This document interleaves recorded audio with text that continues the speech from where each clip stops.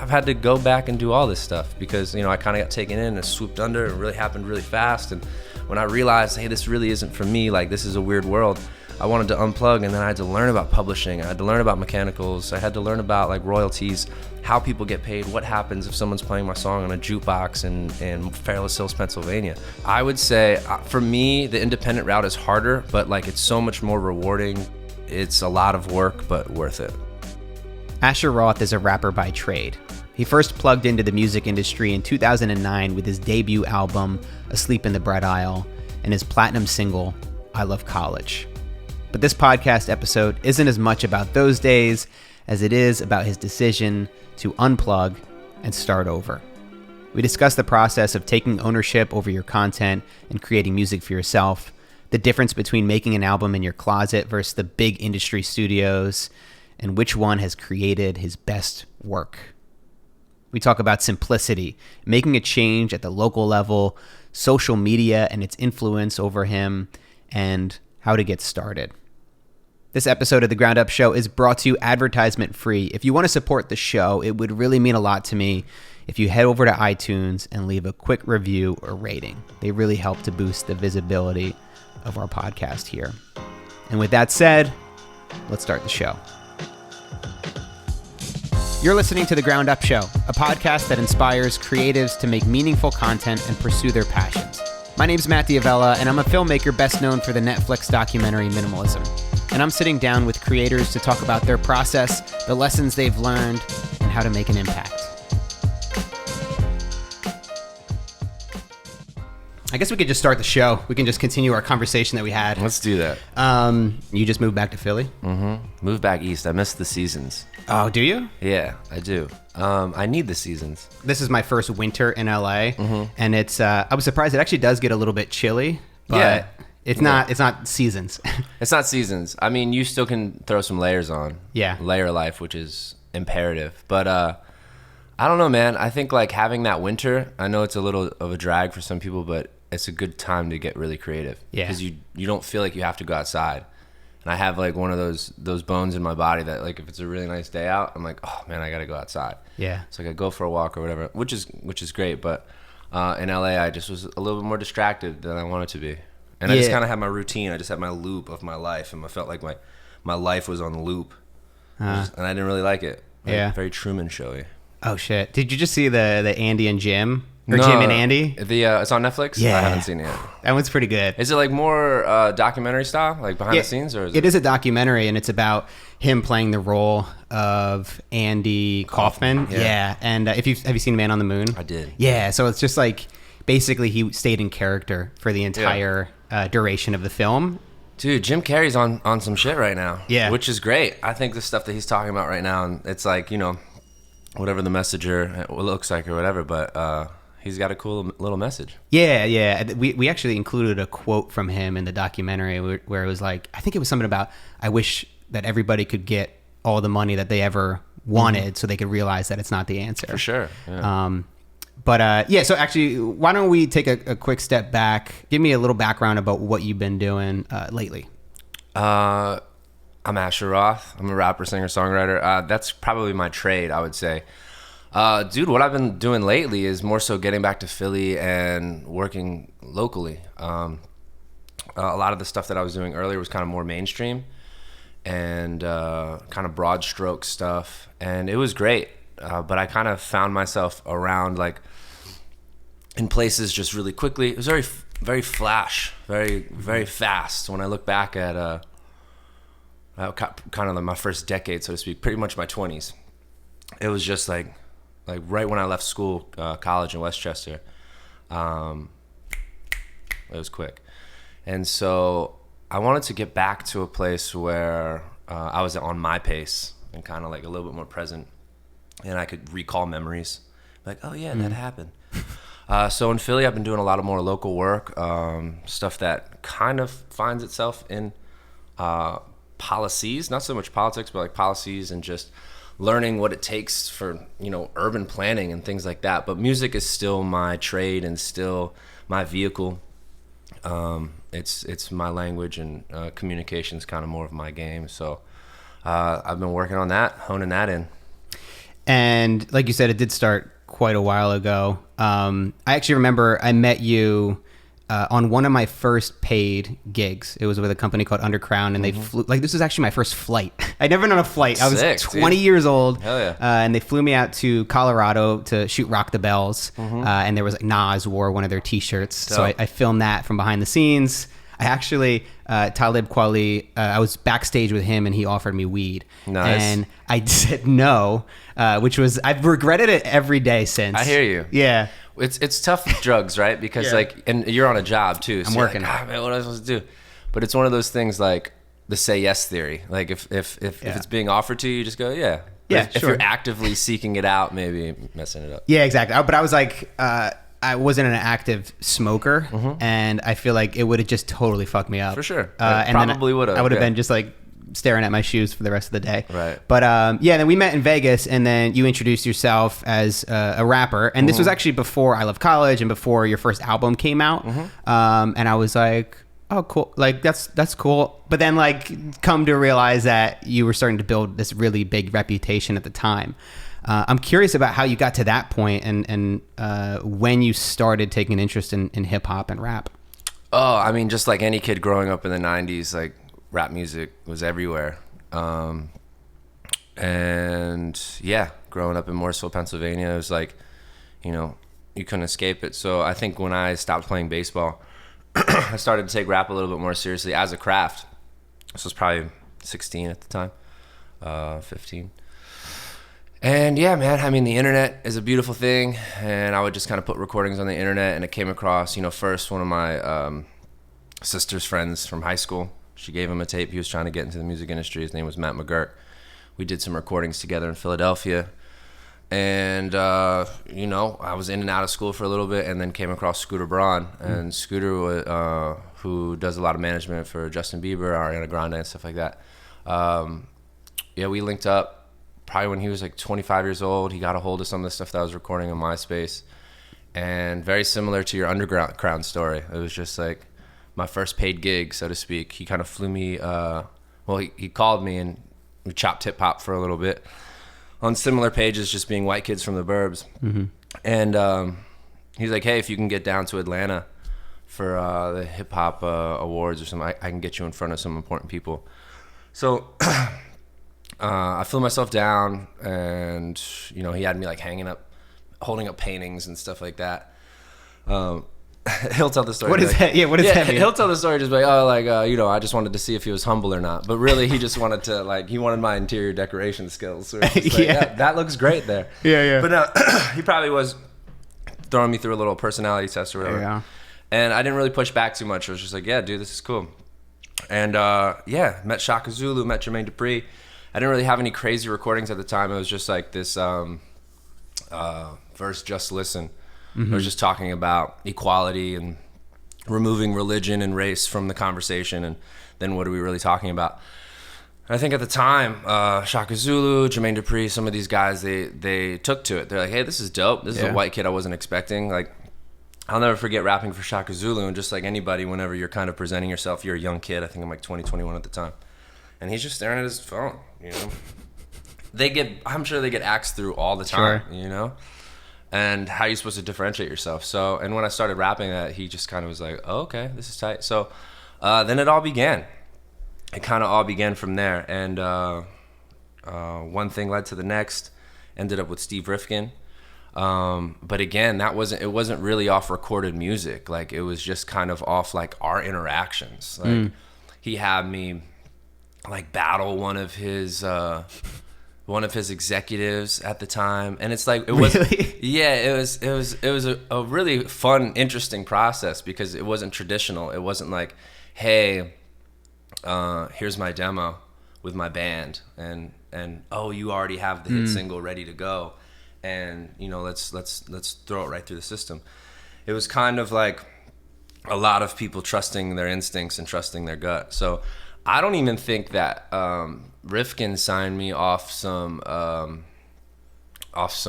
rap, my music shit. I think that it was at a holiday party. They were having a holiday party at the time, and they had invited me and Scooter, because Steve had flown Scooter down to meet with him about doing marketing for SRC. And Scooter was like, yo, I'll do it. I'll definitely do it if I can bring this kid with me. So I roll with him. That whole interaction happens, the rapping, the meeting of the label, blah, blah, blah. And then there's a holiday party. And I guess he goes down the line and everybody has to sing, who just got hired for the corporation or whatever. And they got to me. I'm just kind of eating, just chilling. I was like, yeah, you have to sing. I was like, I have to sing. I'm not an employee here. And I got up and I sang the Temptations, Ain't Too Proud to Beg. And like the whole table was kind of singing. And I think that's when he turned to Scooter and goes, let's do it. Oh, shit. And that's what I mean. My journey's always kind of been a little unorthodox. Yeah. It's been all over the place. So yeah, I ended up moving myself down to Atlanta with a couple of my college buddies, Tom Boyd, Brian Langley, Shannon Higgins, and just started chipping away. I don't think there is any orthodox way to approach a career in rap. Yeah, right? I mean, you hear the stuff about like, coming up through ciphers or maybe coming up through a collective, you know what I mean? Mm-hmm. Or these different scenes, being part of a specific scene. I mean, just hearing stories about New York City and like the heyday of rap music or the golden age. These guys all knew each other. They're all hanging out, just right place, right time. You can't really script that kind of stuff. Yeah. And for me, I've always kind of been like outside of that circle. And but in a way, I think that's kind of helped me in regards to just doing my own thing. Yeah. I remember, I think one of the first things that I heard of yours was the Emily remix, which cool. was pretty big at the time for you. Yeah, like that one kind of took off. That was my like 50 Cent Get Rich or Die Trying. That's when I thought that people were actually listening to what I was saying. Yeah, I mean, you went in pretty hard on that, and it was I think like after that you were saying a lot of people come up to you and kind of ask to battle you. Is that right? Where people would just come up to you, like once you start to get recognized and known a little bit, people would want to challenge you in a way. I think maybe it stems a lot from like you were taking a stand at that point to where you were showing your values in your music and what you stand for, and I think a lot of people were like saw that almost as a challenge, maybe. Sure, I didn't want to rap on a Millie. Kind of everybody had been doing it at a time, and I was driving around with my girlfriend at the time, and a Millie came on, and she starts like dancing to it, and I was like, "You like this song?" She's like, "Yeah, I love this song," and I went home and rapped to it that day. I was like, all right. And yeah, that was just one of those things that like, it just happened. It was just one of those like, okay, grab this, let's do that.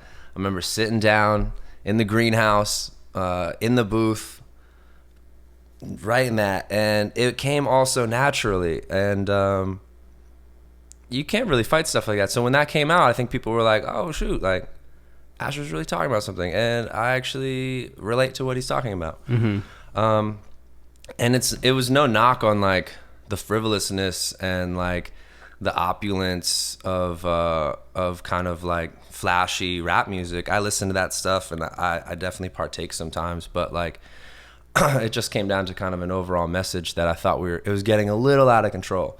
Like buy things that you like and buy nice things, but let's just not throw money away. And not to like get too deep too fast, but I think that like the priorities and how we spend our money just as a nation is important. That's an important conversation. But yeah, the Emily stuff was just one of those things where people were starting to get to know who I was. Yeah. And I thought that was a really important part. It obviously wasn't my song. If it was my song, like my beat, it would have been way bigger. Yeah. It was, so for me, it was just more of taking on someone else's, like guys, taking on that beat. And I'd been doing that. That's how I got Scooter's attention. That's how I got a lot of other people's attention, was rapping on other people's music, was because the battle was already half won.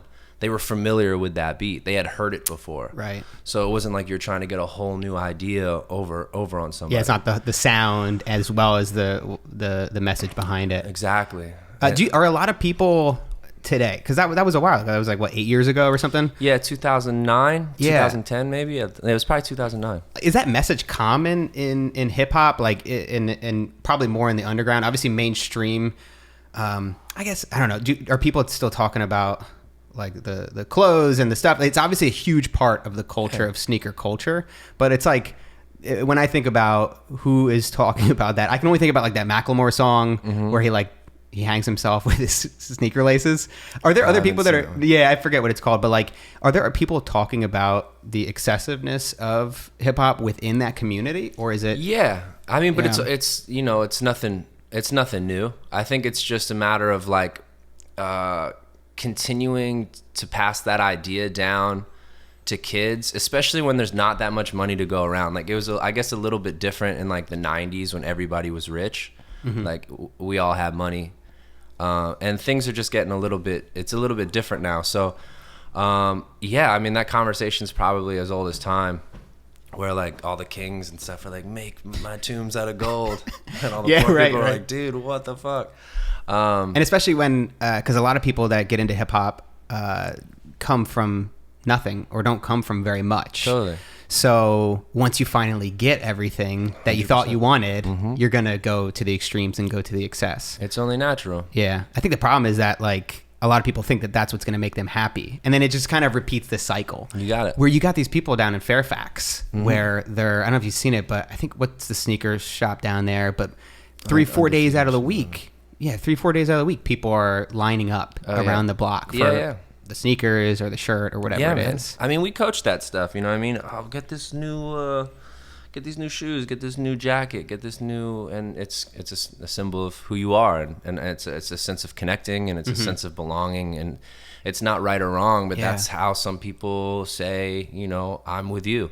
I wear the same stuff as you do. So for me, I've always kind of like, it's just exhausting to keep up with, you know what I mean? To always really have is. like the new thing. Yeah. I mean, you see it with technology is one of those things, always having the new phone.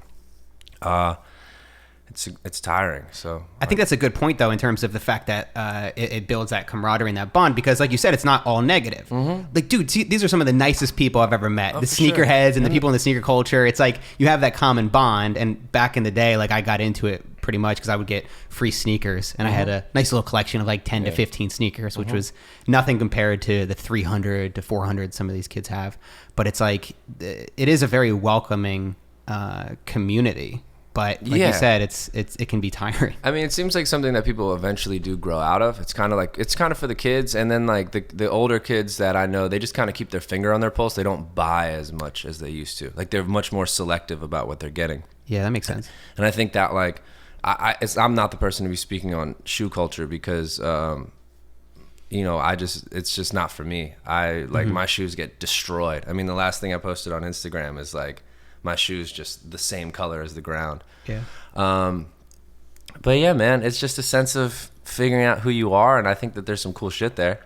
Some of these shoes are amazing. Yeah. And they really are pieces of work. But if you can't wear them and scuff them, and like you're freaking out, and you're like, oh my god, I don't want to get my shoes dirty. It's just like shoes are kind of meant to be dirty. Yeah. But then there's like that whole idea of like, it's like a status symbol, right? You got clean shoes on, you must be wealthy. Or it's kind of like, you know, like when you're chubby in Hawaii, you're the big kahuna. You know what I mean? Like, there's just different ways for people to express that, you know, I'm fly. I feel great right now. I'm fly. Yeah, totally. In terms of the first album and working towards that, so this is on a major record label. I think it was maybe split between a couple labels that you were signed to. I don't know. There's a lot. It seems complicated in terms of how these things are structured. I mean, that's what I mean. That's why I had to like do all my unplugging. Yeah. I had to unplug. But yeah, essentially what had happened was, to continue, I had flown down to Atlanta, met some people, let them in on my side of the story. They were like, this is pretty interesting. Scooter, what do you think? Scooter believed. And we did a joint venture with Schoolboy Records, which was and SRC, which is Steve Rifkin. That's what like Akon was on, and that whole label, and that was distributed through Universal. So Universal Music Group was the parent company with a joint venture between Schoolboy and SRC. So Steve Rifkin and Scooter Braun, distributed by Universal. And the process of making the album, was it pretty smooth? I mean, it seemed to come out pretty quick in terms of when you got signed, right? So I mean, my first experience with recording records was again with this guy Matt McGurk in Philly. And so the thing about executives or management is that they also have an idea of what they want the album to sound like.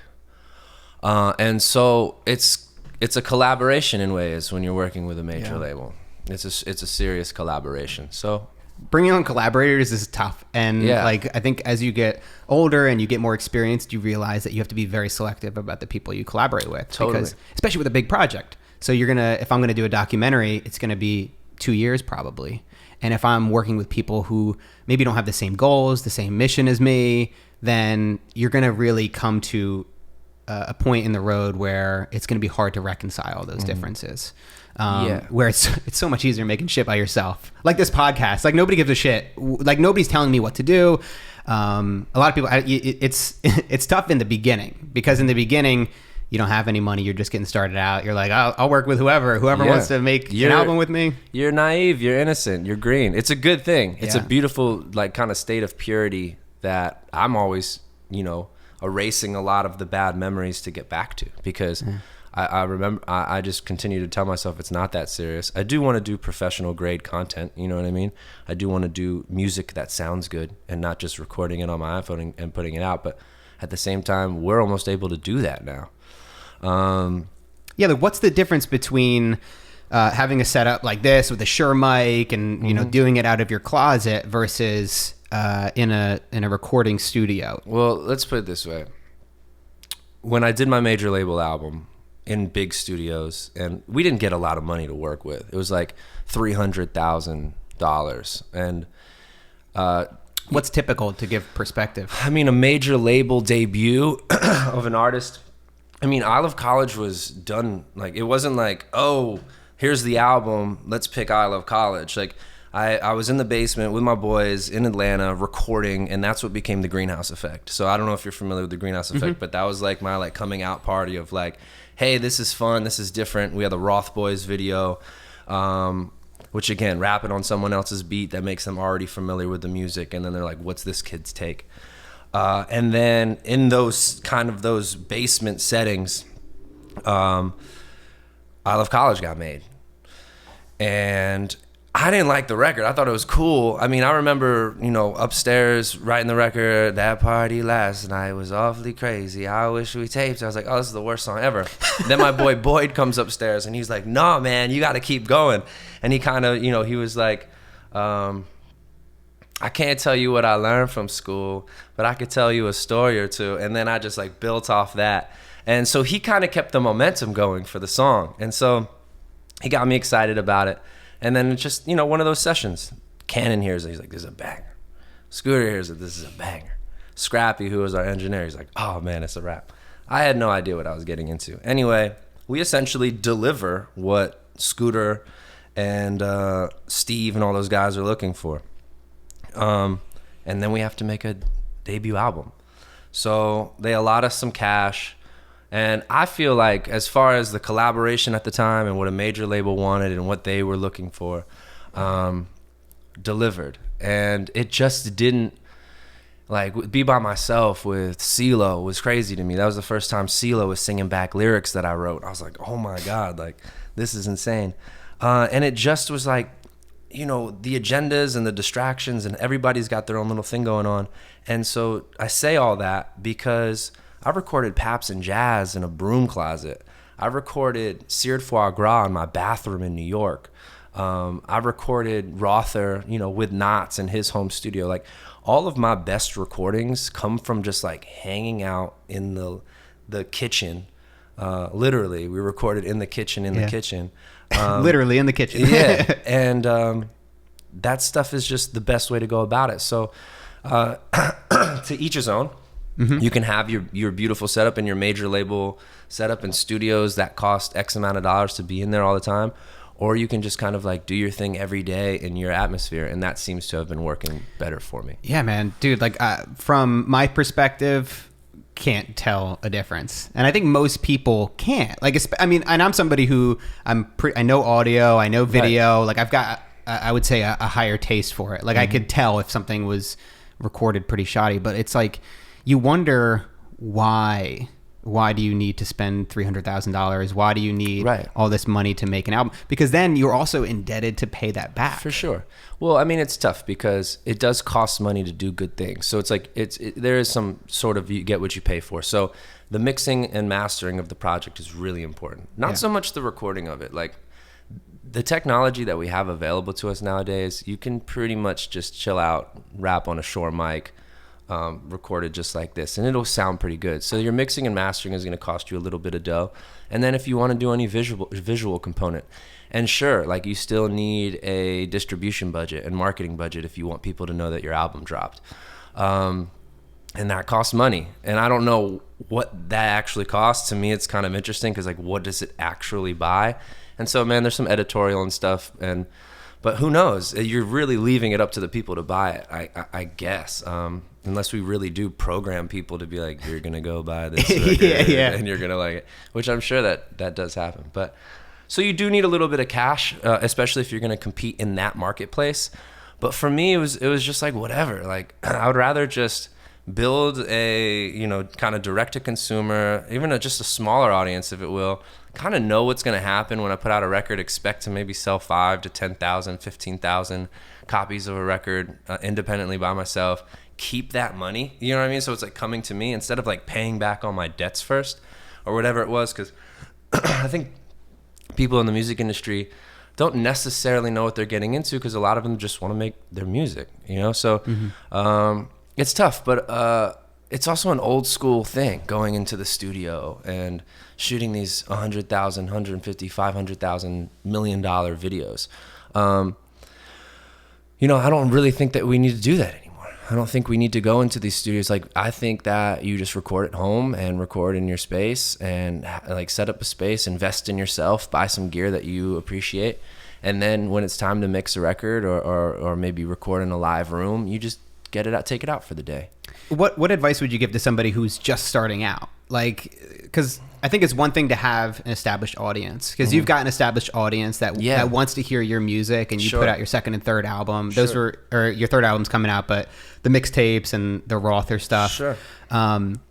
That stuff's all independent, or it's on an independent record label. Yeah. But you've got, like I said, you've got an audience built in. So there's people that are waiting for it, people you can release it to. What advice would you give to somebody who's just getting started out that doesn't have an audience? And Dude, ain't nothing to it but to do it. You just got to do it. I think people, there's 1,000,001 excuses you can make on like, I'm not going to do it today. I'm not really feeling it. But you got the smallest things. Even when I don't want to do something and I end up doing it, it ends up being kind of the most rewarding. And so I'm not saying do it every day, because sometimes that is the wrong thing to do. Sometimes you need to kind of reset and regroup. But do it. You don't have to get into the specifics of the finances, but I'm curious about, you have this major debut album, which goes to like top 5 charts. It's a huge success. And then you have your independent release, which is your own project. It's not under a label. Did you make more money going independently, or did you make more from that huge debut album? It's different money. Like the money in the debut stuff, it's kind of in advance. This is my only experience. So like I have first experience of my first like 3 years were kind of like dwindling into mainstream, and like there's a lot of money there. If you can crack that mainstream code, that's good, real money. Independent money is just it's a little bit different. So like you got to go get it. It doesn't necessarily come to you, and but it's kind of more long term. You can set up something that like you're getting paid. If you're making the right moves, you're getting paid while you're sleeping. Whereas with major label stuff, I feel like other people are getting paid while you're sleeping, and then like they'll break you off with it, maybe. I mean, there's just tales as old as time of just like not knowing where all that money's going, because there's a lot of different streams, especially now with music. So like all the sync stuff, I've had to go back and do all this stuff because I kind of got taken in and swooped under. It really happened really fast, and when I realized, hey, this really isn't for me, like this is a weird world, I wanted to unplug, and then I had to learn about publishing. I had to learn about mechanicals. I had to learn about like royalties, how people get paid, what happens if someone's playing my song on a jukebox in Fairless Hills, Pennsylvania. All that stuff is really valuable. So I would say for me, the independent route is harder, but like it's so much more rewarding. You like learn how it actually works. You can make your own decisions. You can make educated decisions, and it's a lot of work, but worth it. You're taking ownership over the work you're putting out there. Man, I mean, shoot, what are we doing it for? You know what I mean? Yeah. It's hard, man, because you were 22 years old when, everybody would have taken that decision to get swooped up. And it probably helped a lot. I mean, it got your name out there in the beginning. I mean, I wouldn't trade anything. It's just like, for me, you also have other people in the equation. They have what they want to do too. And like, I'm not always the first person to be like, no, we're doing it my way. Like I wish I was a little bit more steadfast when I was younger, but at the same time, like that flexibility has put me in a decent position to still keep going. And I've also feel like I've helped a lot of people along the way. And like, if I can help other people achieve what it is that they really want to do, that's rewarding in itself too. It's not like always about like my agenda, but like, there's places I want to go and things that I want to do. And sometimes I have to say no in order to get there. But yeah, man, I wouldn't trade it, even though like, it got a little muddled and it got a little weird. I learned so much, and I have a platform now, like a built-in audience that I can build on top of. And that's probably the first and hardest thing to get, is just that initial wave of when it goes, hey, look over here, like that people actually look, because we're so distracted and there's so much going on. And a lot of the attention that we're competing for, so to speak, is already occupied by everybody's own life. So the fact that there are a couple people who stop what they're doing to listen to what I have to say is like, that's a trip, and that's a power. So in its own right. So I just try to use that appropriately. Yeah. It's definitely challenging. Even starting this podcast, it's like you put out the first episode and you get 50 downloads and you're like, yeah, cool. Like 50 people are listening to it. That's like, it feels pretty good. But at the same time, you're like, how the hell am I going to grow this to like 10,000 downloads, 20,000 a month? But that's what I'm saying is like, my expectations got so skewed with life because when I first came out, like Roth Boys essentially, first kind of like release into mainstream music, and people were listening. And I was like, whoa, this is crazy. But that doesn't mean, and like, I Love College out the gate probably goes like platinum out the gate because it was so relatable. But 50 people is a lot of people. If you had 50 people here listening to what you had to say, that's like a good place to start. So I don't want people to get like totally bummed out, or when they're like, oh man, only 75 people or 150 people or like 2,000 people. If you can sell out a venue with 250 to 500 people, that's a good sized venue. And I think people get tripped out because, well, I did anyway, because my first shows were selling out House of Blueses. And like, so when I started back going to do the independent stuff to kind of build more foundational work, I'm like, oh man, there's only like 250, there's only 500 people here, or whatever it may be. That's actually awesome. So it just kind of messed with my expectations. And I think the views and the likes and all that jazz, it's all cool. It's a good little system to whatever, but it's messing with people's expectations and like what's actually an accomplishment. Yeah. I sometimes think that it would be best to just create what you're trying to do, post it with a blindfold, and not even see what people are saying. Check, man. Like, I think that is really important. But there is also, nothing's that black and white. Nothing's that easy, because I think there is an element to seeing and understanding what's resonating with people and what's connecting. Absolutely. That's like a push-pull right there, where you're like, I want to do me. I want to make the art I want to make. At the same time, I want people to enjoy it, and I want it to reach more people. So if the way in which I'm presenting this online, which people would call like branding, but if the way I'm pushing this out there isn't resonating or it's not connecting, maybe I'm doing something wrong. Absolutely. Maybe I haven't done it long enough. Correct. I mean, for instance, it's like if you want to just make it for yourself, then be totally cool when you're the only one listening to it. You know what I mean? But if you have an audience, you should consider them and take into what maybe they want to talk about and things like that. That's communication. So was there any moments early on during those early years that were just like, I'm sure there was a lot, like I know you got to meet Jay-Z and a lot of really amazing people who you admired, but like moments where you're pinching yourself, you're like, holy shit, like, am I really doing this right now? Yeah. I mean, I always go back again. I can't reiterate this enough. Like, it was so fast, man.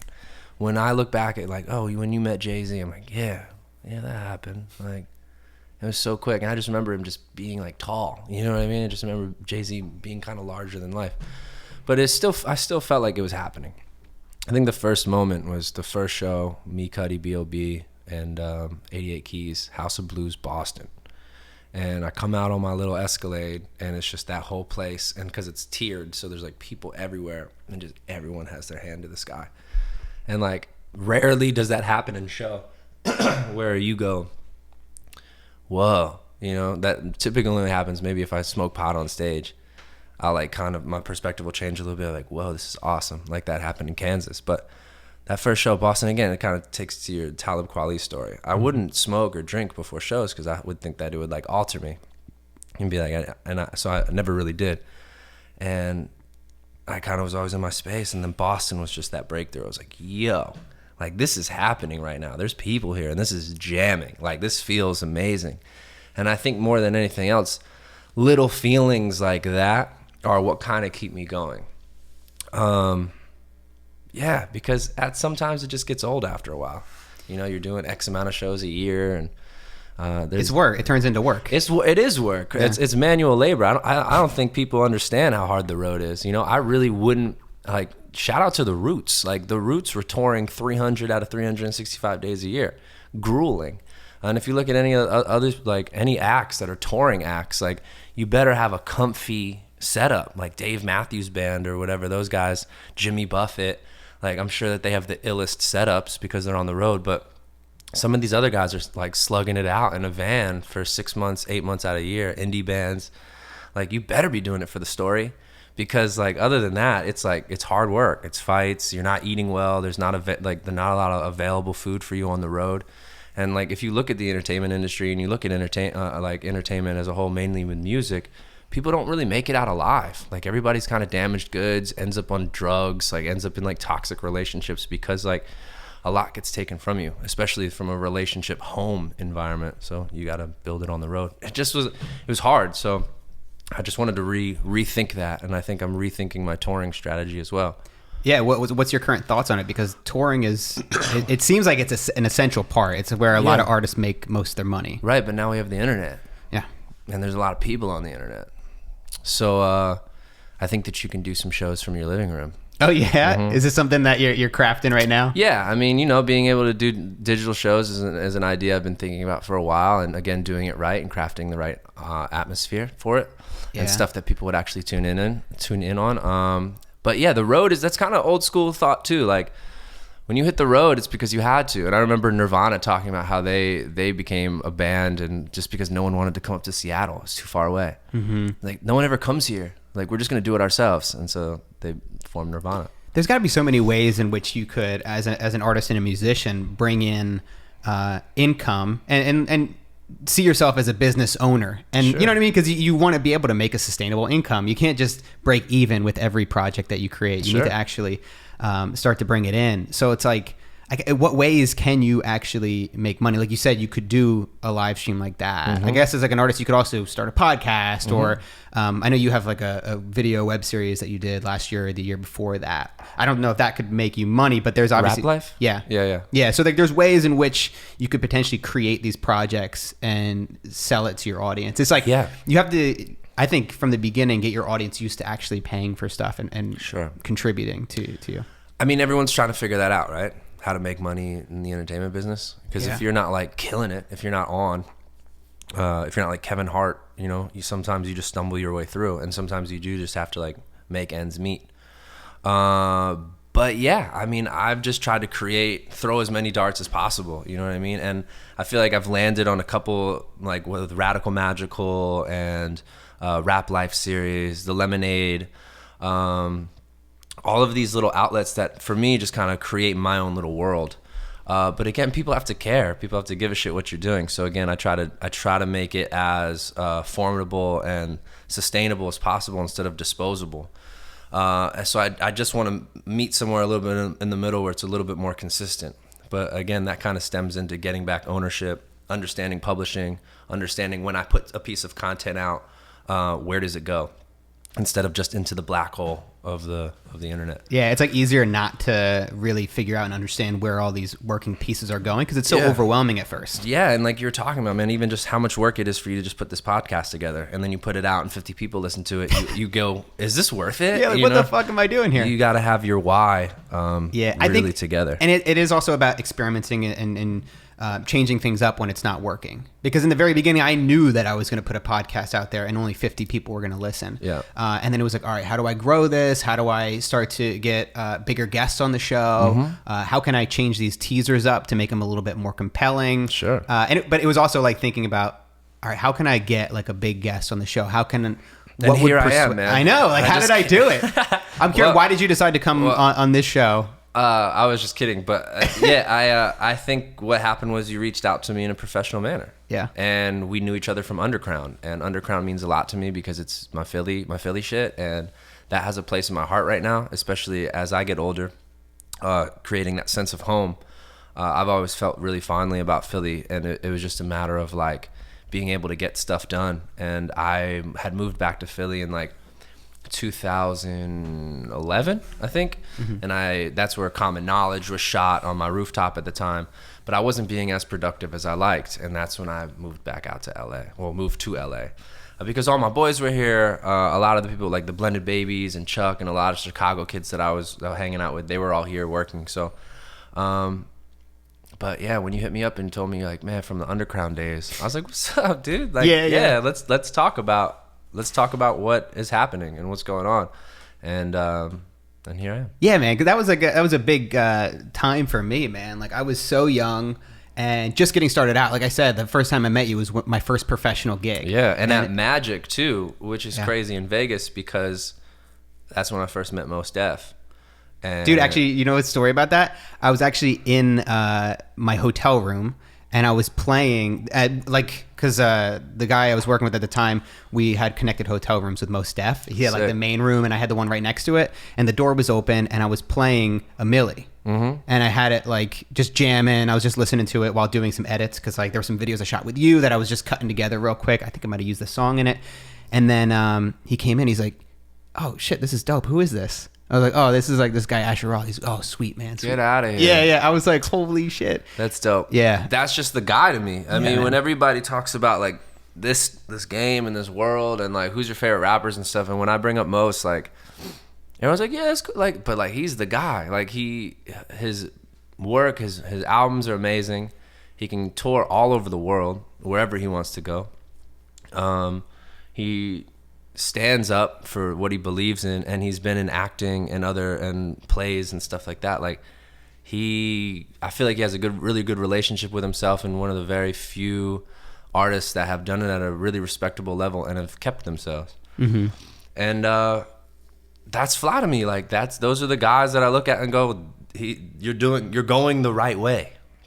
And so meeting him early on and him respecting what I was talking about, that was a huge moment for me. Same with like the Roots cats, like Black Thought and all those guys. Like those guys tour whenever they want. They stand up for something. They're part of the conversation, and they're part of a thread that's like really productive and smart and awesome. It's good. It's gonna be here forever. It's like KRS-One. It'll be here forever and ever. And like, I just want to be in that sphere as far as just like making stuff that kind of matters to me and people are resonating with it, and it's not so disposable or of a time. And like, I thought, that early work, some of that stuff, it's really amazing when people go, dude, I was listening to you and like, oh wait, like that was my whole college career. Like, that's awesome. I've been able to kind of put a bookmark in someone's life, and just staying in that route, staying in that lane, doing it for the right reasons. And those are the guys that I look at. Like when people ask me some of my favorite rappers, like those are the guys to me. Yeah. It's really what I try to push on this show, which I don't think a lot of people are doing or talking about, is trying to inspire people to make meaningful content. Because like everybody's like, got to make content. If you want to make it, you got to make content. Make consistent content. Do it every day. Man. But it's like nobody's talking about what kind of content you're making, and it's like, be really thoughtful about what you're putting out there. Look what that's turned into though, from like in the news, on Instagram. And I'm not complaining, there's butts for days on Instagram, and that's great, but like butts are great. They're just doing it, it's just for attention, so at some point like I'm getting desensitized to the butt, and I'm like, damn, that's a great butt, another one. Another one. Yeah, but yeah, dude. I mean, I don't know. It's hard to. It's even hard to now make it with a nice butt. Yeah. Because there's like just because you're pretty now, it doesn't matter because there's like 2,000 Instagram celebrities based on their butt. It's all pretty new, right? So like we're all kind of going through it together. So I mean, for me, to each his own. Everyone's doing their own thing. To me, it's just I'm a little bit more of a quality over quantity guy. But in this world that we're competing in, if you're going to do it in this marketplace, you just have to be a little bit more consistent with your output. You can't just disappear for 6 years and then come back and expect everybody to be like, oh yeah, what up? Welcome back. Mm-hmm. Everyone's be like, dude, like we've been over here so it's tough. So I don't know, man. Yeah. I mean, dude, the consistency thing is huge. Especially with how, like you said, we're getting bombarded with messaging and, you're competing with the BuzzFeeds and the clickbaits and all this stuff like that really captures people's attention, and you're trying to do it in a way that's like ethical and like represents your values, and it's like, all right, how do I put shit out there that I believe in that's not being deceptive to people? Yeah. I mean, and what are we even talking about here? So it's like, yeah, you're seeing it all day, the clickbait stuff and lowest common denominator conversations. Mm-hmm. And I'm all for like the butt and like who's having sex with who. Like it's a fun conversation for the first 5 minutes. Mm-hmm. But people are into that stuff. People love drama. People love gossip. Can't blame them. I think it's just human nature. Yeah, exactly. I think it's kind of like junk food in a way, though. Yeah. Where it's like cool in the beginning, but then you're like, all right, well, I think I'm gonna need something a little bit deeper. Well, we're all just distracting ourselves. You know what I mean? Yeah. And like I'm down to go deeper into it, and I think I always have. But that turns some people off at the same time. It does. When I start talking about like real shit, I mean, I can be a buzzkill sometimes. And I was like, damn, I'm not trying to talk about this shit right now. So yeah, I think it's having a balance though, because like I certainly love the deep conversations as well, but like a majority of the time I'm not like trying to save the world, and I'm not being an activist. It's like, and can you save the world? Yeah, I think like I'm kind of what happens when just a regular guy's like, hey, let's make a documentary about something. Yeah. Because like I know people, I just had these guys living on $1, and they actually ended up raising $1 million for this community in Peña Blanca, in Guatemala. And just an amazing story. Like there is impact. You can make an impact. It's like changing the world. Obviously that's almost seems a little bit bigger, a little bit more challenging. But to me, I'm like, those guys are activists. Mm-hmm. They like are really trying to make a difference and make a change, where I'm just kind of like, I speak my mind and I tell people how I feel. But at the same time, I'm like, I guess I'm not actively trying to influence people's opinion, if that makes sense. I think you may be more than you know. Right. And you want to contribute, I assume, instead of just kind of take or like, so, but finding out ways that you can actually contribute instead of just adding to the noise. And this is one way to do it, you know what I mean? And get people to come talk, whether I'm one of those people or not, but like get some of those people to talk that you want to help push their message or their conversation forward. And those 50 people that you're starting with, who knows? Somebody might hear that and be able to connect the dot a little bit further. Mm-hmm. I mean, that's kind of how it's done. But there's just so much money out there, man. There's so much money out there that it's wild to me that something like the United States can, Flint, Michigan wouldn't have water right now. It's just like, what's going on? That's the only stuff that like freaks me out when we start talking about money, because it's out there, it exists. It's just like, when is too much? When can you have too much money? Yeah, maybe not. That's the thing. It's like there's that push pull with being an American, where it's like you kind of set out to build something from nothing, and then you make a bunch of money. And then you feel entitled to, I mean, it's your money. You made the money. You spend it however you want. I think that what I would like to get down to is the fact that it's not going to make you happy to just be self-indulgent and spend it on yourself. Yeah. I think there's a little bit of that, obviously, that's going to make you happy and you're going to have comfort. But at the end of the day, I don't think it's as much money as people think. Yeah. I mean, happiness is such a weird conversation. And then equating money to happiness obviously is like an easy connection. But I thought it was amazing when LeBron James just came out and was like, dude, setting up this public school in Ohio is my biggest accomplishment thus far. Forget all the fact that I'm just the most dominant basketball player ever. I just set up a public school in Ohio. And like, yes, dude, absolutely. And so obviously that plays to my heartstrings, but at the same time, it's like, I don't really have an agenda. I just want to be like, I want to be healthy. You know, I want to be surrounded by supporting and like loving relationships, and like eat good food, drink good wine and a beer, and like be like chill, not meet too much resistance in my day, and I'll be all right. And I feel like a lot of people are the same way. And so if I'm not meeting too much resistance in my day, I have a little bit of time to think about things. And when I think about things, I always try to break it down to like, it's like simplest and like original seed. And to me, it's like that early education of like those experiences that newborn to 5-year-old is experiencing is so important. And I just feel like everybody in the position of influence, I mean, there's all numerous amounts of causes that you can go, leukemia, like what are we, breast cancer, like, and that's just diseases, you know what I mean? Then there's just like, save the whales, save the rhinos, save the elephants. It's like all of this is going on at the same time. So it's like, you know, pick one. But for me, it's just early education, getting to these kids to the point where they're just being active, stimulated. I read something recently about the low-income families. There's a 3 million word difference. So like the kids that are coming from low-income families and don't have access to these educations are hearing 3 million, maybe even 30 million, I'm not sure, less words than someone who might be coming from a better established, I guess middle class, if that even exists anymore, family. And that's wild. So like being in Philadelphia and seeing, it's not like ridiculous disparity. Like there's the hood there for sure. And like, it's like, you just want to be able to have those conversations and set and provide opportunities, because you're not going to be able to like force anybody to do something they don't want to do. Mm-hmm. I don't even know. I don't know the answer to that question. You have to like, some people might not want to get out of the hood. Like some people might be like, I'm comfortable, I'm safe here or whatever. It's tough, man. Like I did a little bit of video work with Mastery Charter School in Philly, if you've heard of them. But really prominent charter school. They kind of come in and take over failed public schools and really turn them around. And they've done amazing work. But like their biggest challenge is winning over the parents. Because a lot of parents don't give a shit in the hood, in the inner cities, right? Which is the hardest part. It's like, how do you win over the parents and get the parents to But it's care? also like, I feel like it's a trust thing too. Like when I look at like the inner cities of Philadelphia, I don't think people are mean. I'm not like scared when I walk around like that. It's not like that. It's just kind of like some people are just disappointed.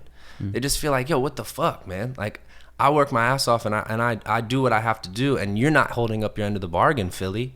And like, those are the things that are kind of interesting to me now, is like, how does that work? Like when our tax dollars or whatever, where do they go, right? And like, who's making those decisions on in Philadelphia, what gets funded and what doesn't? Like trash doesn't even get picked up in Philadelphia sometimes. That's crazy to me, because like, that's the first thing that I look at when I walk outside my house or my apartment, and there's just trash on the ground. That immediately affects my day. Like, and it's kind of like the broken window theory. Like if there's a piece of trash on the ground, I'm a little bit more comfortable throwing my trash on the ground, and just accumulates. And that goes with people, all types of things. So that's one of the first things first. It's like, all right, how do we get this trash picked up? And I can do it myself, and I will do it myself, but it's also like, you want to get it to a point where it's sustainable. And then from there, we can start putting maybe some like structures in place. A lot of it's like abandoned warehouses and stuff, because Philly's an old industrial city. So it's a really interesting time to be there. I think Philly's kind of going through a renaissance too. The food scene's amazing, the art scene's amazing, but and we have like the most talented kids. Like the dance scene, these kids who dance in Philly are incredible. The street bike scene is these kids are crazy, like what they're doing. With you mean like the street bikes, the street like, motorbikes? Oh yeah, like, oh my god, it's crazy. Bro, you see the Rocky, the latest Rocky one? No. Oh my god, they actually did an amazing job. I was actually really impressed with it, of like showing Philly culture and just kind of incorporating what Philly's all about, and like the motorbikes and riding ATVs around in the streets. It was pretty cool to see. It's next level. And then there's some like we have a strong Muslim culture. It's like a very strong black community, white kids that go to UPenn, and then like a strong Hispanic culture. And like, you know, I live in kind of like a little Puerto Rico area, so I have all that, and that makes me happy. You know what I mean? I don't look around and everybody looks exactly the same and dresses the same and everybody gets their clothes from the same thing. And like, that excites me. So I'm not sure why I say all that, but like, that's the stuff to me that we should be kind of focusing on locally. Like, I'm not going to be able to go and change everything that's going on all over this country. But locally where I live, just in these 10 blocks, like this district or whatever it's called, I can go sit down and talk to them and see what the conversations are. And then at least have a little bit more education and understand how this all works. Cause, you know, I have no idea how city planning goes down. I'm just learning about permits and like when these people are building these commercial spaces and there's building these condos or whatever that sometimes aesthetically we're just like, yo, what the fuck? This is completely taking away from our neighborhood. You're building these cheap structures, selling them for $500,000 a year or $500,000, and who's even moving into those? So all those conversations, I just kind of want to listen in on, observe, learn from, and then be a part of. And if I can, in all of that, be able to make some really dope music that I'm not just some kid where people are like, oh dog, like he's kind of killing it in that field. Maybe his opinion matters in this conversation, then I'm pretty happy, so to speak. Yeah, I think you have to actually really put in the work to be informed. Being informed is so hard. So hard. Because first of all, there's an infinite number of things you can be informed about. And it's like, even if you were to go big and be like, I want to figure out how like the United States works and how like the Congress and Senate and all this stuff ties together. That to me is so daunting to figure it out and really understand all like the intricate details.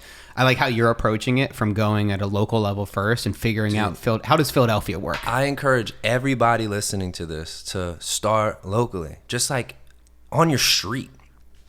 Get to know your neighbors. Like stuff like that is wild important. And like if everybody just kind of takes care of their like 5-block radius, I think people would be surprised about how productive we would be. When did you start taking an interest in these ideas? It seems like at least the actually getting your feet on the ground and kind of going in, having these conversations, it sounds like it's something new for you. Well, I mean, early on, my sister's been a part of charter schools for about a decade now. And like, so I remember she was working as a principal at a school in Harlem. And I had met with them and was hanging out with those kids. And we did like a spoken word program. And it was really amazing. And I think that, I mean, I was in school for elementary education too. So I've always been really interested in these things. But again, it's like, how can I contribute? And it's so easy to just be like, dude, if someone else is going to do it, it doesn't matter. Someone else will do it. I feel that way about like, you know, trash again. Like, oh man, there's a bottle on the ground. Someone else will pick it up. Mm-hmm. Like, nah. Like, and so I just started, as much as I wanted to talk myself out of like, I can't really make a difference. It's not going to matter. I just started to like, hey, at least let me just go listen. And, you know, having some questions that you want to ask and like caring it's exhausting, man. It is. Yeah, it seems like a lot. It is. Like giving a shit is like, you know, it's so much easier to not give a shit. Well, and I find that with the minimalism and simple living and being conscious about what you consume. Mm-hmm. It's like when you hop into IKEA and you're trying to furnish your apartment for the first time, if you're not really being thoughtful, it's easy. You just start taking shit and throwing it in your cart. It doesn't cost anything. Sure. But when you're actually like, all right, do I need this? Like you pick up each object and you're like, do I actually need this? Mm-hmm. No, I probably don't need it. Am I actually going to use it? No, I'm not going to use it. Like that gets really tiring to have to ask those questions and to really be aware. But it's so important because if you're not, then you just bring all these things into your life, all these things that you want to change about yourself and about your community, but you can't do everything. You don't have. There's not enough time in the day to do everything you want to do. Oh yeah, dude, it's a team sport. I mean, like that's what I mean. So through all of this that we've talked about, right? Through my experiences, we've actually strayed away from like more of the career-oriented stuff, but like that all led to me having to do work on myself first. And once I felt like I did a comfortable amount of work on myself, that's when I can start branching out a little bit to other people and then to community. You know what I'm saying? So I think that's part of the process is like get right with yourself, get like your why together. Like, why am I doing this? Not like the what is hard too. Like surfing is probably a great example of like, man, I would love to surf, right? And then you like get out there and you see how humbling the ocean is, and it like kicks your ass, and like you have to get up at 7 o'clock in the morning, maybe even like 4:30 in the morning to catch some real waves and like go through the process of learning how to surf. You're gonna find out if you really want to learn how to surf or not through that. You got to stick with it and you got to keep doing it. And I think that that's like the perfect example of just getting your what and your why together, because you're gonna life's gonna kick your ass, and you're gonna find out if you really want to do something or not.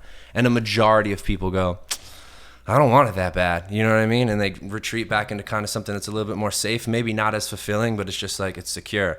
Don't blame them. And I think that for some people that's awesome. But for me, man, I get a little restless, and I'm a little ambitious, so I just kind of like keep going. And I'm taking my lumps, and like tripped up and fell and had to sit down for a while, banged my knee real hard, and just been like, man, take a couple deep breaths. But for whatever reason, I just keep getting back up and like going north. So you have to take risks, right? Like you have to be willing to risk everything. If you want to do something, some people don't really want to do anything, and that's okay. They're just like, man, I'm good, bro. I'm just going to sit right here. You ever seen like, Inside Out, the Pixar movie? Yeah, it was amazing. Do you remember the scene that like I straight up cried when Bing Bong, they were on the little rocket? Yeah. And like they were trying to get up and they couldn't do it. And then like Bing Bong like jumps off and she gets up. She's like, I did it. But Bing Bong was gone. He was like, go for it. Like, I don't know why I brought that up, but like, but it's just like, that's kind of what it is. You know what I mean? Like to do it, you're going to have to sacrifice some things, and you're going to have to let some things go. And it's sad. Like you're going to make mistakes. You're going to like go through it. But at the end of the day, it's kind of worth, like, we got to do something, right? So it's kind of worth it. Right. Like the regrets that you have aren't going to be at the end of your life, say, because you failed, because you tried at something and it didn't work out. It's going to be that you regret not even trying in the first place. Yeah. I mean, I'm a firm believer of this is not over until you quit. Firm believer in that. I mean, Charles Bradley, bro, like R.I.P. Charles Bradley. Like he didn't have his like break until he was like 67 or something. Like I don't know how many stories you need. Just like it only takes like one. It's just like, and when it happens, just maybe be prepared for it. But it's like stuff happens overnight. It does, and you just want to do the stuff every day. Like be present, like enjoy it. Because what happens when that switch does flip and suddenly your life has changed and everything you've been trying to manifest itself. Like I hope you appreciated in getting there. Yeah, and it's also, though, like this goes back to that Jim Carrey doc where he was saying when he started to think about these bigger picture things and being more spiritual and trying to figure out like what's actually going to make him happy, it stemmed from getting everything he ever wanted and still being depressed and miserable and unhappy. And it's like, well, shit, maybe that's not what's actually going to make me happy. Maybe it's not the money. Maybe it's finding fulfillment in the work you do every day and being able to, a lot of times I think you have to just keep your mind active and busy on something that's important. Like I don't think you should be doing busy work necessarily, but if you can find that work you do every day, there's no end point. It's not like you're like, all right, well this, like I'm done now. Right. And some days you're going to have days when you do nothing at all. And you got to be okay with that. I mean, we live in kind of a culture where if I'm the days that I'm doing nothing, like I'm like, oh, I'm falling behind. It gives me like stress and anxiety, and like it's a very competitive nature that we've been coached for. But like at the same time, man, like I think that's helped me in regards to the whole happiness thing. And like happiness to me is when I'm not really thinking about much. You know, I'm just kind of there. And it's been not having expectations. Like I was kind of chilling by the water the other day, and I just like something kind of occurred to me, just the thought of like you're so lucky to have anything at all. Do you know what I mean? Like be so thankful and like accepting of your gift, because there's so many things that like we complain about that are just like what the fuck ever, man. But we're so lucky to have anything at all. So that really stuck with me as I was moving forward, and just the thought of like expectations and expecting something in a day. And like when I wake up and I'm just kind of like whatever is going to happen today, it's helped a lot. Instead of expecting or waiting for something to happen and never coming and having those feelings of disappointment, a lot of that stuff's all created ourselves. Like, and a lot of our problems are probably, I would say, man-made, so to speak. But yeah, man, not having expectations has been huge for me. I think it's patience too. Like, I was recently just starting this podcast and starting to get some momentum, and you'll have these spikes where you have an episode that does really well, and then it'll kind of come down a little bit, and just feeling like, obviously I'm not making a living doing a podcast right now. Like, it would be nice if I could eventually do that. And then, but then you're like, I was just realizing I was being very anxious, and I was like, I need to make it all happen right now. I need to do everything right now. And a thing that cleared my mind was actually, there's this place called, it's like a Russian bathhouse here, where, have you ever done that? Where you do the sauna and then you jump in the cold plunge? Dude, if that doesn't reset your brain Seriously. and rewire your thinking, you jump right out of it. All that anxious energy I had, all that impatience and me wanting to do everything today, everything right now, I just like chilled, and I was like, oh shit, okay, cool. Yeah. Like, I don't need to do this right now. I think exercise is important too. But to patience, I think Latin, it means to suffer. Shit, you know what I mean? Like, and it's real. I think patience is really important, but it is in a way an act of suffering. And I man, part of my like morning ritual when I kind of stretch out and say thanks and all that jazz is I ask for clarity and I ask for patience. Because again, man, my early 20s, like, my expectations got so skewed when I was just like, I want things. Daddy, I want a golden goose and I want it now. And it's just like, yeah, sure. But yeah, brick by brick, man. Brick by brick. Yeah. And enjoy the process. And like, trust the process, baby. Yeah. Trust the process. That's what it's all about. Yeah. So you're a business owner now. I mean, you've got an LLC. Yeah, when did like so the to Retro speak. Hash thing all come about? Just when I released my first kind of independent record, like, again, I was unplugging for so long, like, no, like, blah, blah, blah. And then Retro Hash was kind of my first independent release. And it was funny because it got like billed as like my sophomore album and all this jazz. It really wasn't at all. It was just like me hanging out with the Blended Babies down the street from here, actually. A bunch of recordings, and we'd finally gotten to a space of like, let's put this out. And people hadn't heard from me from a studio album, so to speak, in quite some time, even though I had been releasing music, pretty much every year. And yeah, Retro Hash comes out, and it was me building off using my voice, understanding my artistry, so to speak, and just having some fun, taking some risks, like you're talking about. And Tangerine Girl was cool. It was a nice record, and I've been able to build off that now. As far as the new music that we're doing builds off of like becoming familiar with my voice and who I am. I think when you're young and creating, you're kind of emulating a lot of the stuff that you hear and you see. And so that's why when I'm creating, I try my best not to listen to too much stuff and just have what's going on through me. So whenever I'm in a kind of creation mode, everyone like asks me, oh, so what are you listening to right now? It's like, I'm not really listening to anything. But it's hard to, I find that troubling, or not troubling, but I find that difficult is the consuming content. It's like, because I want to be like, there's a lot of great podcasts that I want to listen to and I want to learn from, but at the same time, I'm like, shit, if I'm producing one podcast every week and I'm doing all these teasers and extra shorts and I'm also making feature documentaries in between, I'm like, there's not much time. Yeah. and dude. And like you said, it does influence your decision making a little bit. Man, I really, I commend you, bro, because I would love to, have these conversations with people, and have these insights and chop it up, film it, edit it, and it's just a lot of work to do it by yourself. So like, I commend you for being able to do it. Thanks, man. This is also my it's my basically what I thought about going into this podcast and doing the video stuff is like, man, I've spent my entire life uplifting other companies and lifting other people up and making content for companies and startups and all this, and which has been great because I paid off my student loans. I was able to do a lot of great things with it, but then I was like, man, how can I use my skills and my talents to prop myself up and lift myself up? That's why I started Retro Hash. And Retro Hash is just an anagram for my name, Asher Roth mixed up. I didn't even know that. Yeah. That's cool. And so, yeah, man, I mean, we just want to do things that, we believe in and support community. I moved back to Philadelphia. That's where I want the hub to be. I think there's a lot of amazing things just to start and talk about in Philly.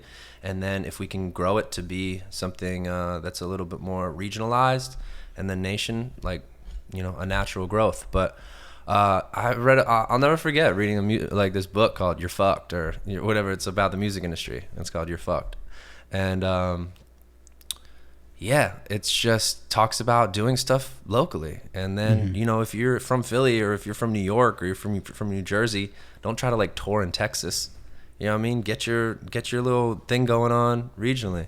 It's interesting now because having the internet provides us opportunities to be almost everywhere at once. But I still recommend doing things very locally, whether it be your art or whether it be something that you're, whether it's food or something. Start locally and then start to branch out. It's funny that that's one of the reasons why I do all the podcasts in person. It's also thinking about like, all right, how can I make this more personal? How can I actually connect with people? Because so many people do the podcasts where they just call somebody up and they can do 10 in a day and just schedule all these interviews back to back. Yeah. But I'm like, how can you be present and how can you actually do it a little bit differently? In a lot of ways, that's how you got started out. You were saying it wasn't just from making this music and putting it out there. It was from meeting these people in person. And whether it's like, you know, spitting in front of them or it's, you know, just having a conversation with somebody, that opens the door in ways that you wouldn't imagine. Yeah. I mean, that's it. Like, who was just talking about this? Like, Jay-Z on his conversation in the New York Times. I was like, what, you get rich and famous if you didn't have any people around? Like, what's the point? You're just alone and rich and famous. And so I agree with him. I mean, it's a little bit easier to say that when you're rich and famous, you know? Sure. But who else could say that? yeah, exactly. But it's good to hear that from someone like Jay-Z. He's a mogul. I mean, he's beat every level in the game. And so, like, when you hear that, it's pretty reassuring, especially for someone like myself who's chosen people and community and my relationships as my biggest asset over personal wealth and what a lot of people would define as success. And so, but yeah, curating that and I think you can do that. I think you can, like, if you know what you want to do and you know your why, like why you want to do it, you can absolutely curate your life. It just takes a little bit of time. And it's definitely a day-by-day thing, but like doing small things every day is like, it works instead of just like one big fell swoop where just somebody else might come in and, you know, hire you and change your life or whatever. But if you do small things every day, I mean, it probably equates really well to fitness. You know, people who are, I think that's a really cool world as far as like discipline and seeing results. The people in that fitness world with their diet and their exercise, they start to curate their body. And I think that the same thing applies to like your life and your settings and, you know, a specific home. You can do it. You can absolutely do it. What was your idea of success when you first got started out, and how has that changed to now? I don't know if I had one. Yeah. You know, even in Atlanta, dude, I never was like, oh, I'm out. Like, peace, y'all. Later, suckers. Like, I took my boys with me. Like, me, Boyd, Brain, and Shannon down in Atlanta, just being reckless. And then we all went on tour together. And, like, so my success has always lied in, like, kind of a group setting. Whereas, like, everyone else is everyone else enjoying themselves? Okay, and then I am, too. And that's been a fault of mine. I mean, I like that whole making other people happy attribute doesn't always work. Sometimes you end up taking the L. But yeah, I think still my definition of success, it lies in kind of like a fruitful community where like I like the idea of like going and mailing some mixtapes out to some fans and like knowing the people who work at the post office, and then like going to get some bread from the bakery and being like, what's up, Phil, the baker? What's up? And like that to me, it's a life. You know what I mean? You're not just up here all day. You're kind of in your body and you're present. And I like living life that way. I don't want to be too cerebral about it. I don't want to be too escapist about it. So I just kind of try to, you know, make my settings and my set and settings like a beautiful place of where I want to be. Do you do certain things or have certain rules for yourself in terms of, like say technology or your phone, where like it seems like you try to be personal and be in the moment, but then I actually do a little thing on my iPhone where I put in like I delete like Facebook and all the like email. I don't have it on my phone. Sometimes I bring it back if I'm like traveling and I need it, but I'll like put in Instagram and Twitter, which I need for my business, and then I put it in a folder, and then I hide it all the way like 4 screens to the right, so then it's a little bit harder for me to get to. Yeah. Do you do anything like that, or how do you approach the? Yeah, I mean, I deleted Instagram off my phone. And how do you post shit? And then I re-downloaded it. Yeah, I was gonna say, how do you? Because you can only do it from your phone, I think. Right? Yeah, and so I think this is a struggle for a lot of people. I think awareness first and foremost. Like, you got to know, like, damn, I'm spending a lot of time on my phone.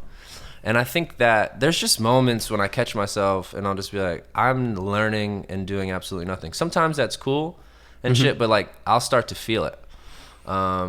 So yeah, I mean, discipline. And I think that cats like you and I and a lot of people around that use them as tools, they're important.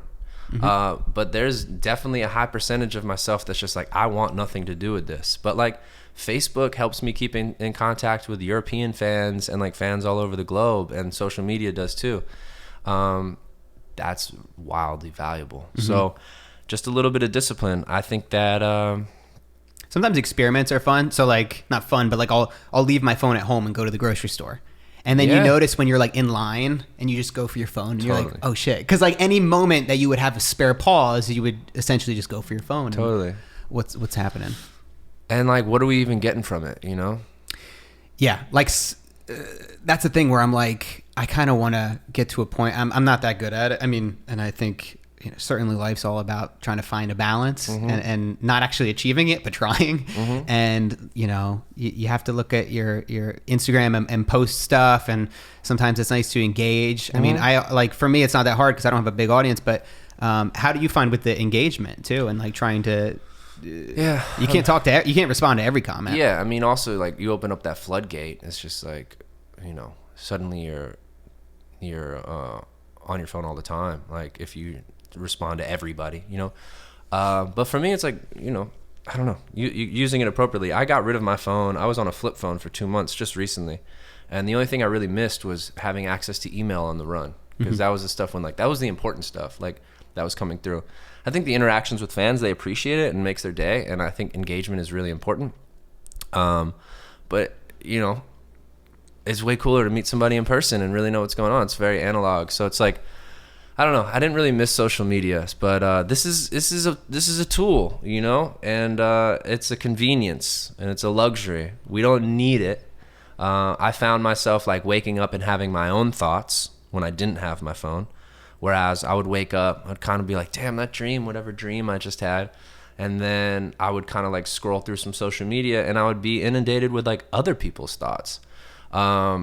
Good or bad, however you want to look at it. But I enjoyed kind of being with myself in the mornings and in the evening instead of like distracting myself with other people's shit. Yeah, I have been lately. Like sometimes I do the no phones in the bedroom. I'll just leave it out. But lately it's just been like roll over, pick up the phone. The first thing you see in the day is like your Instagram feed or whatever is the app that you open. It's new, right? I mean, we're the guinea pigs. Like we've had this now for 10 years, and the adaptation it's been fairly slow. But like I can definitely see singularity like being a thing, and so yeah, I'm not really super down with the digital, like going into that space, because it feels infinite to me. And so like I'm down to dabble a little bit, and I like thinking about futurism, and I like the idea of like space mining and like all that. But at the same time, I've been more attracted to like more earth based, and like taking like deep breaths and being present and actually being in my body than like being out there. So I don't think that I'd go for like the chip and I don't think I'd go the bionic route. I think I'm pretty cool with like, I think I'm old enough to be like, yeah man, I'm down with like being a human, even though it sucks and like it's hard, and like we're on this like quest for fulfillment or whatever we're on. At the same time, it's so amazing to like go and chill out by the water, or go for a hike, and like feel alive. And so yeah, I'm probably gonna chill on Earth. I'm gonna stay on Earth. I don't care about Mars. Mars doesn't really interest me, even though it's cool, man. If you could like go to Mars, tap into like the nitrogen or whatever they say is there, build this atmosphere and like recreate Earth, holy shit, like next level. But I mean, we've got Earth's pretty rad. There's some pretty amazing stuff going on right here. So I want to continue to explore that, and I think there's a lot of untapped potential in like the spirit and the soul. And so I'm working with that right now, and it's been pretty cool. Cool, man. You want to get to quick questions, and then Sure. we'll wrap this guy up.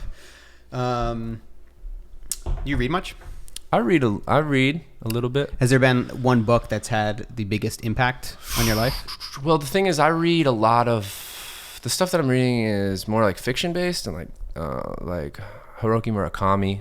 Oh, I actually read his memoir. It's like what I think about or what I dream about when I think about running or something like that. I'm not sure. Yeah. So I was like Wind Up Bird Chronicles and like Kafka on the Shore. Mm-hmm. And he's just like a surrealist, and like he a little like, he's sexual and like perverted in a way, but he paints these cool pictures, and that's kind of the important thing for reading for me, is you conjure up the image yourself instead of like letting the television do it for you. So that's why I like reading, and that's why I typically like to read a little bit more fiction and stuff that's not necessarily real. But I there's always that sense of like learning something while you're reading too. So like Guns, Germs, and Steel, and like reading like a little bit more textbook based stuff of just to like learn history and facts. Right now I'm reading Invisible Man by Ralph Ellison. It's nice to also take yourself out of the like achievement mode where it's like you're always like trying to do the next thing and achieve the next level, when you're like, play a sport or do something outside of what it is that you're setting up as a career. Yeah, I mean, books are really intimidating too. They can be like big and long, and there's a lot of words. So again, you gotta want to have to read it or enjoy reading. I'm not really good at like the PDF stuff. So like you can crush information on this, but a lot of like the text-based stuff that I'm reading on the phone is a lot of it's junk or like news. So when I'm reading a book and I'm turning a page and I have a book in my hand, I feel like I'm actually reading or learning or like going through an exercise. Yeah, it's more focused. You're not as distracted by looking at a device. Because if I read on my iPad, I would just within 10 minutes I'd probably be on an app or something. Firm believer in reading. I encourage people to read more. I encourage people to go to their public libraries. I think that's a great place to be. And just like if you're interested in something, even read just half the book. You don't even have to read the whole thing. Just like start to get new ideas. And I think we get comfortable when we keep like eating up the same thoughts over and over again. So I don't know. I encourage reading. That's a good question. Where do you go when you're feeling doubt? Hopefully to hang with some like butt cheeks. Yeah, I mean, I don't know. I doubt myself all the time. Sometimes I feel pretty good, but I doubt myself. I actually was going through my old tweets, just like some drafts, and there's something that I had written that was like, I get sad, I get lonely, and I doubt myself all the time, but I'm not depressed. So like, be very careful when you're self-diagnosing mental illness, because I think that's been a hot topic for a lot of people. And kids, I think more so teenagers, are kind of like, oh, I'm depressed, you know what I mean? But really, you're just like sad and lonely and growing up. So yeah, doubt in our line of work is like all day, every day. So it's just something I just eat, I just eat doubt and try to get it out as fast as possible. What's the simplest advice that's the most important to follow? Do it. Ain't nothing to it but to do it, man. And brick by brick. Those have been my mantras. Just get up, do it. It's going to be hard. You're going to have some setbacks. And then just like keep going. Let's see here. What drives you? I have no idea. It's just something in there. Maybe my Gemini moon. You know what I mean? My Gemini moon has me pretty restless. Discovery, exploration, experiences. Those are the things that I'm kind of addicted to in regards to just like doing something. If I'm just kind of doing the same thing over and over again, feeling stagnant, that's when I start to feel bummed out. So, just getting out and amongst it, is something that drives me. But, at the same time, I get tired and exhausted, and I really just want to sleep in my bed. And, so, a really nice shower and 9 hours of sleep sometimes drives me, So I've got this This one's like a fun one. I've got this big crazy goal to get Dwayne The Rock Johnson on my podcast. Hell yeah. You are you into wrestling when you were growing up? I was, yeah. Yeah, big wrestling fan. I've always been a big rock fan, and like this is like, to me, it's like, all right, if I could think of one person, I want to tell their ground up story about how they started from nothing. You were talking about like fitness and how inspiring it is. These people that just kind of crush it every day. Rock is one of those persons. It's like, dude, he made it. Like he unlocked every level, and he just puts his head down and he continues to do the work. Legend. He's fucking incredible. Legend. What advice would you give me to get The Rock on my show? So to give you some background, I've been doing this for the past year. I've been trying to get him on and talking with guests about it. I just launched a website about a week or two ago called GetTheRockOnMattsPodcast.com. So maybe go for Tyrese first. Oh shit. Get Tyrese. Yeah. Talk to Tyrese and then get The Rock for a rebuttal. Oh shit. Because you got to get his, like, I wouldn't say arch enemy, but you got to get the shadow side of it. Yeah. So no, I know that might be like some shade though. He might not like that. Well, you just got to take a neutral approach. You just want to hear what's going on. Yeah. I'm just trying to figure this thing out. But man, The Rock's going to be tough because he's done it all, man. Dude, it's huge. He gets like 20, 30,000 messages a day. It's like, so I set up this button on the website where like you click it and it automatically creates a new tweet at The Rock. One of them's actually, he doesn't like Tyrese's music either. And then it has like The Rock ad. Yeah. So I just launched it a couple weeks ago. A couple hundred people have tweeted at him. That's like not gonna make a dent. Yo, he's it's like the crazy. man though, bro. Like just think about his story. Like my man was like a linebacker for the Miami Hurricanes. Even probably before that, his come up was probably even crazier. Yeah, I've got his book. It's called The Rock Says. So I like the very legit path. Oh no, it's incredible. He legit had $7 to his name when he went out and he actually did professional football in Canada for like half a year. It just wasn't working out. He was getting paid nothing. Right. He talks about the story of pulling out like a piss-soaked mattress from the back of some shop, and like him and his other co-players, they kind of set up shop, paying a couple $100 a month in rent in this really like dingy place. And it's like, man, that's where he came from. And then after that, he's like, I'm gonna be a professional wrestler. And like his dad's actually was like a well-known wrestler at the time. Oh, no shit. Helped to train. He's actually 3 generations of wrestlers in the family. Oh, I didn't know that. His grandfather, his father, and then he became a wrestler. And so it's like his dad coached him and just like really started from nothing. He had nothing at the time. And it's just amazing to see that story. So it's going to be tough. I mean, I don't like it's the expectations. Right. I don't have expectations that it's going to happen. Hey, Dwayne, if you're listening, man, yeah, we need you to come through and just spread a little love around here. We need to hear your words firsthand.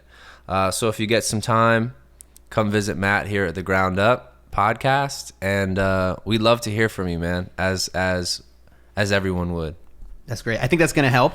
Hey, we'll see. I'll send it to him. I'll add him. Man, that'd be dope. He's probably a hip hop fan. He's probably a rap fan. Yeah, I think he is. Yeah. He's probably listening to your music when working out. Who knows? I don't really make like super workout music, but like it's possible. Grind.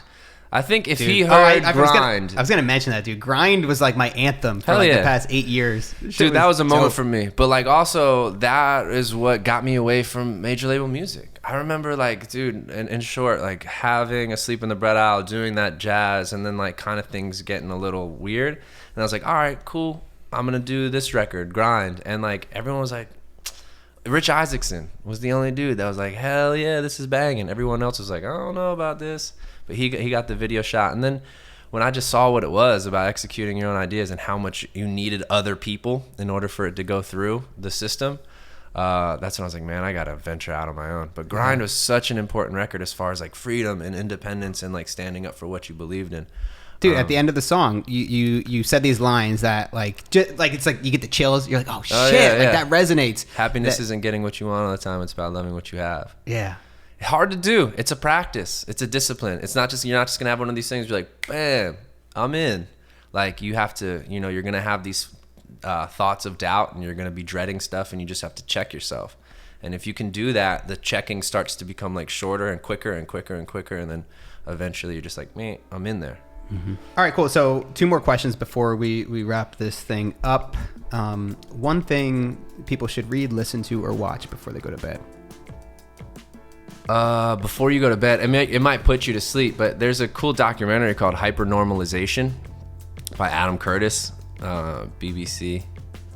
it's dense. It's like 2.5 hours, and it's like it's mad woke. So it's like one of those things that you'll probably get I remember like I was hanging out with my friend Liz, and like the first 8 minutes she was asleep. She's like, I'm out of here. No way, I'm not doing this. And you know, it's deep, but I think if you have some time and you're kind of on some stoner shit and kind of into like information, there's a lot of information there. I feel like it's fairly unbiased. So I would say Hypernormalization, documentary on YouTube. Cool, man. And last question, how should people connect with you online? Best way to do it really is Twitter or retrohash.com has everything very in a monochromatic setup that's like just like pink music. So that's like where all my music is. So if you just want to hear and see what we've been doing, retrohash.com. And you can always give me a shout at contact@retrohash.com, which that's how you got a hold of me. Instagram, I don't really love Instagram. It's kind of like every man for themselves. So like I check it every now and then. But Twitter, I think, is cool. It's kind of like a forum, talk forum, microblogging. Not huge into like 280 characters, but is what it is. So at Asher Roth, ASHERROTH, Twitter, and then Facebook. So I'm available. I'm around. It's just like, you know, when you ask like, how do you get Dwayne Johnson or how do you get anybody's attention?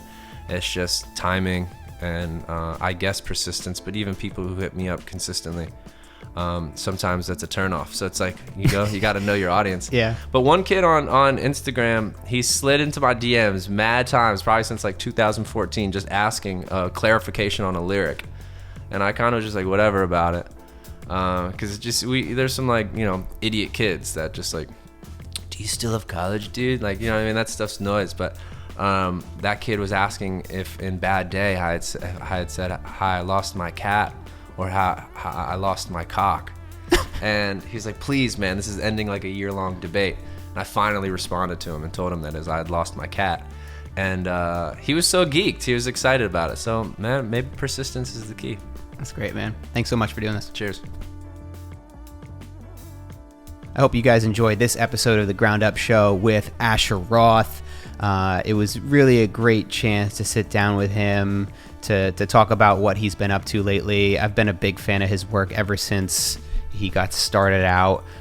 So it was really cool to be able to chat shop. One thing I want all you guys to do, we talked about it on the podcast episode, but go check out and listen to Grind by Asher Roth. It stands for Get Ready, It's a New Day, but if you search Grind Asher Roth on Spotify or YouTube, it'll pop up. Amazing song, super inspiring, and I think it really just shows his message and what he's all about. If you haven't heard of some of his recent stuff, that's a great place to start. He's got like 3 or 4 albums as well on Spotify that you can check out. And as always, if you can review and rate this show, that is a huge help. We're not doing advertisements right now, so anything you can do to help promote and boost this show is greatly appreciated. Those ratings help to increase that visibility. So again, really appreciate your guys' support. To the new listeners and the old listeners, it's been great to grow in this journey with you. And that's it. We'll see you next Wednesday.